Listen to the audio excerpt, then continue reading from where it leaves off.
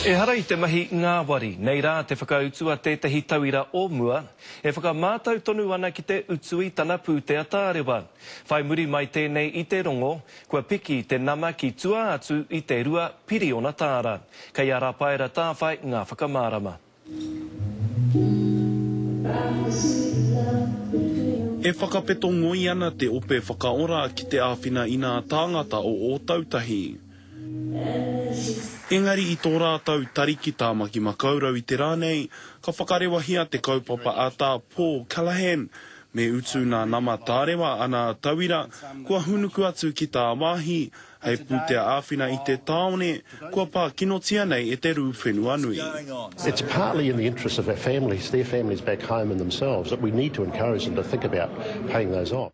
Neke atu I te waru te kaumārima mano tāngata e noho ana ki tā wāhi, te katoa o te nama, he rua piriona tāra, toru te kaumārima mano, kāre anō kia utu ia. Hei tā Paul Callaghan ki te utua I nā noa nā painga mo te taone o tautahi. We might look back at years to come and say, remember the time when those young Kiwis abroad came to our aid, and we'll honour them, you know. I think it's the chance to be part of something kind of heroic and big.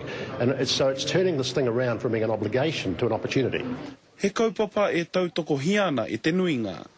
He tauira o mua ana Talia Wehi, kei rānana e nohoa ana I nāia nei e mahi ana hoki.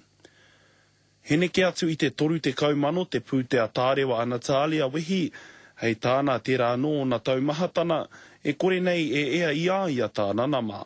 It's quite expensive to live over here, and there's so many things going on, so paying the loans back is kind of not a priority for most people at the moment.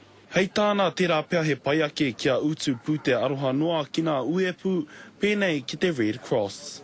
The government would take a majority of it and would rather see it go straight to charities, to go straight to the people who are affected by the earthquake. He kaupapa e whakatairana ana I te whakatauki, na tō raurau, na tō kuraurau, ka ora te iwi. Rapaera tāwhai, te karere.